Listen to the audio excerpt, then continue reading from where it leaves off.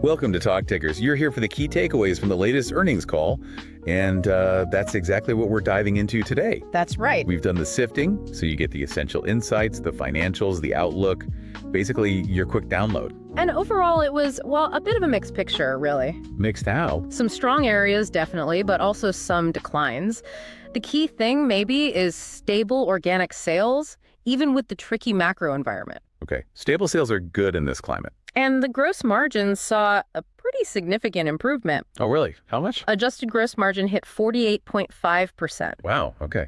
That's quite a jump. Yeah, they said it was down to a better product and market mix, plus, cost-cutting actions paying off. Makes sense. And operating expenses. Kept flat. So combine that with a higher gross profit. And the EBIT margin must have looked pretty good. Exactly. A notable increase there, up to 12.6% adjusted. Efficient sales, Yeah. tight spending. Sounds good. But I thought I saw cash flow dip slightly. It did, yeah. Free cash flow was $2.7 billion, a bit lower than last year. Any particular reason? Mostly seasonality, the usual Q1 pattern, and also because Q4 last year was exceptionally strong, with some payments pulled forward. Their overall net cash position stayed stable, though. Got it.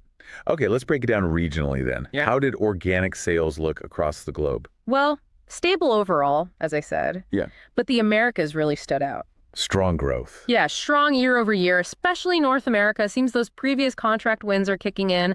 Plus, customers are speeding up network investments. Okay, so North America is kind of the bright spot right now. What about elsewhere? Latin America was tougher, sales were lower. Sounds like intense competition there. Then Europe, Middle East, and Africa saw sales decline overall, although Europe itself was stable. Stable. How come? Market share gains, apparently, and ongoing network modernization projects helped keep Europe steady. Okay. And Asia. I remember hearing about India being a big factor previously. That's right. Southeast Asia, Australia, and India saw a pretty significant sales decrease. Why is that? Mainly India, like you said.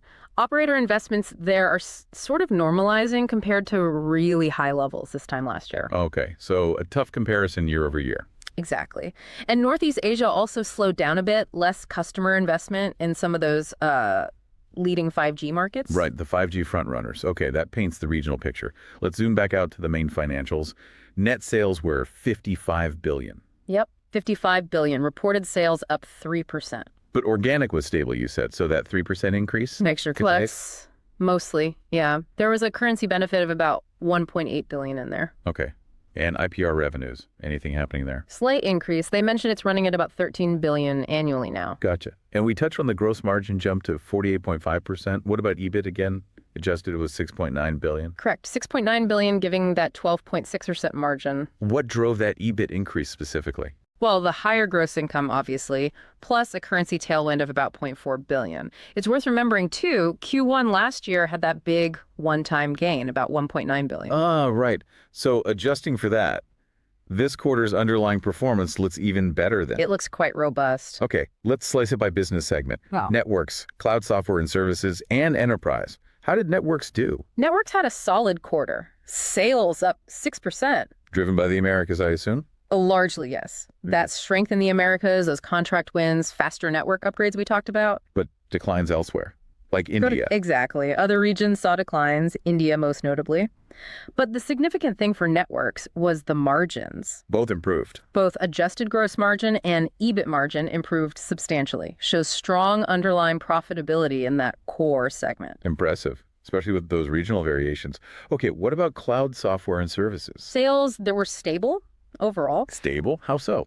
Well, you had growth in core networks and software, but that was offset by lower managed services sales.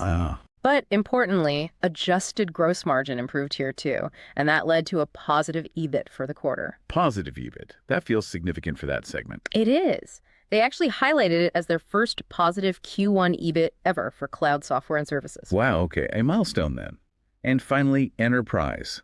How did that segment fare? Enterprise saw a slight sales decrease, about 1%. Organic sales down 7%. Any reason given? They put it down to a deliberate focus shift towards more profitable parts of their global communications platform and pulling back a bit in certain countries. So strategic pruning, maybe? Sort of, yeah.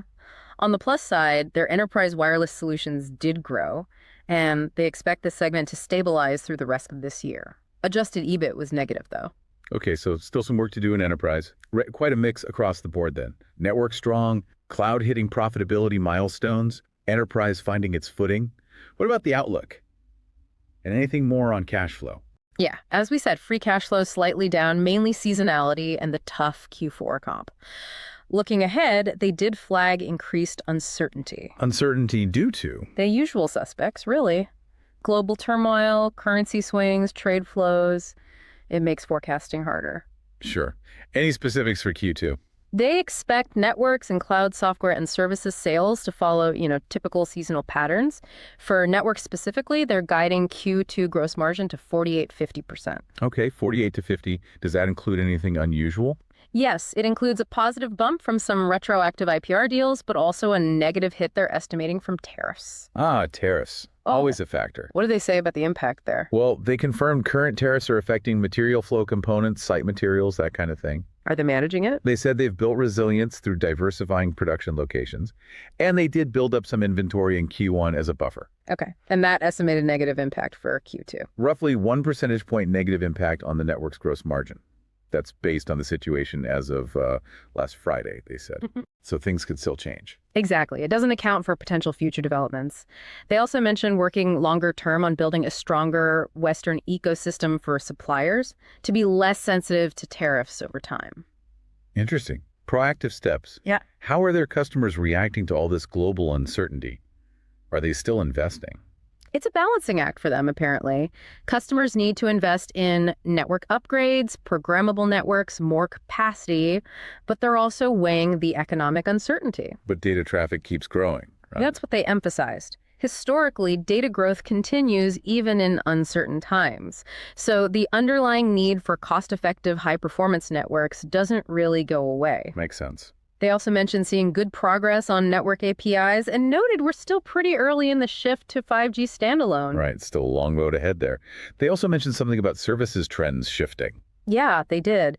They've deliberately reduced their network rollout services business. Seems it caused some challenges historically. And they've proactively pruned some less attractive service contracts too. Plus, over the last few years, they saw more customers bringing services in-house. Insourcing. But recent talks suggest that might be turning around. Demand for managed services could be picking up again. What's that? Network complexity, basically, and the need for super high reliability. They actually landed a significant managed services deal in Q1. Huh. So maybe a swing back towards outsourcing. Interesting. And lastly, competition. Anything new there? Not really, according to them. Competition from Chinese vendors outside the U.S. has been pretty consistent for several quarters now. Winning some, losing some. Yeah, a mix of footprint gains and losses in different places. They did say market conditions outside North America have generally been slower. Okay, that wraps up the call details nicely. Now, for our favorite speculative segment. This is not financial advice. Based on all that, got any outlandish trade ideas for us? All right, let's speculate a bit. So you've got that clear strength in North American network investment, right? And that often leads global trends. Plus, they want this stronger domestic supply chain. Okay. Where are you going with this? Well, maybe consider a long position, not in the big guys, but in a select few, maybe smaller, publicly traded North American firms that supply specialized bits and pieces or services into that telecom infrastructure build-out. The suppliers to the suppliers. Kind of. The idea is these less visible companies could get a boost as the big players actively try to source more locally away from tariff issues.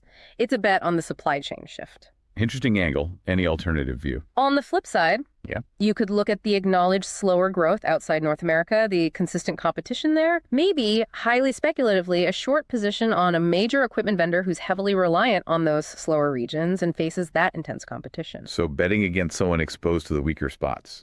Yeah, it's a contrarian play, betting those regional differences and competitive fights continue to drag on their revenues.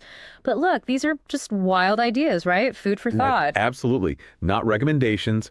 Always do your own digging. Always. Fascinating stuff, though, thinking about those ripple effects.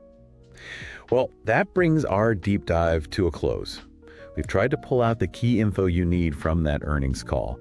Hope it gave you some valuable insights into their performance and what might be coming next. Yeah, definitely a lot to digest there. And remember, this is just our take. Keep digging, do your own research. What are your thoughts on the results?